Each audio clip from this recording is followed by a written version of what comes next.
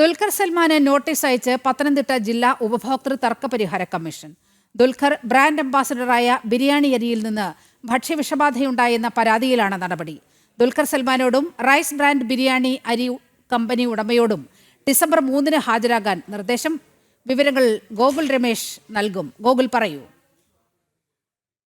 സ്വദേശിയായിട്ടുള്ള PN Jayarajan നൽകിയ പരാതിയിലാണ് ചലച്ചിത്രതാരം ദുൽഖർ സൽമാൻ അടക്കമുള്ള ആളുകൾക്ക് നോട്ടീസ് അയച്ചിരിക്കുന്നത്. അതായത് ദുൽഖർ ബ്രാൻഡ് അംബാസഡർ ആയിട്ടുള്ള റൈസ് ബ്രാൻഡ് എന്ന് പറയുന്ന ബിരിയാണി അരിയിൽ നിന്ന് ഭക്ഷ്യവിഷബാധ ഉണ്ടായി എന്നാണ് പരാതിക്കാരൻ ചൂണ്ടിക്കാട്ടിയിരിക്കുന്നത്. ഇതിന്റെ അടിസ്ഥാനത്തിൽ പരാതി ലഭിച്ചതിന് ശേഷം പത്തനംതിട്ട ജില്ലാ ഉപഭോക്തൃ തർക്കപരിഹാര കമ്മീഷനാണ് ദുൽഖറിനടക്കം നോട്ടീസ് അയച്ചിരിക്കുന്നത്. അതായത് ഈ അരിച്ചാക്കിൽ പാക്ക് ചെയ്ത ഡേറ്റും എക്സ്പയറി ഡേറ്റും ഒന്നും രേഖപ്പെടുത്തിയിരുന്നില്ല എന്നും ഈ കേറ്ററിംഗ് ജോലി ചെയ്യുന്ന ആളാണ് ഈ പരാതിക്കാരൻ. ഇയാൾ ഇത് ഈ അരി ഉപയോഗിച്ചുകൊണ്ട് ബിരിയാണി വെച്ചു കൊടുത്ത് പലർക്കും ഭക്ഷ്യവിഷബാധ ഉണ്ടായി എന്നുമാണ് ഈ കമ്മീഷന് നൽകിയിരിക്കുന്ന പരാതിയിൽ പറഞ്ഞിരിക്കുന്നത്. അരി വിറ്റിട്ടുള്ള മലബാർ ബിരിയാണി ആൻഡ് സ്പൈസസ് എന്ന് പറയുന്ന പത്തനംതിട്ടയിലെ സ്ഥാപനത്തിന്റെ മാനേജർക്കെതിരെയും പരാതി ഉണ്ട്. അങ്ങനെ 3 പേർക്കെതിരെയാണ് നിലവിൽ പരാതി വന്നിരിക്കുന്നത്. ഇവരുടെ 3 പേരോടും ഡിസംബർ 3 പത്തനംതിട്ടയിൽ കമ്മീഷന് മുൻപാകെ ഹാജരാകാൻ ആവശ്യപ്പെട്ടുകൊണ്ടാണ് നോട്ടീസ് നൽകിയിരിക്കുന്നത്. ഇപ്പോൾ ശരി ഗോകുൽ.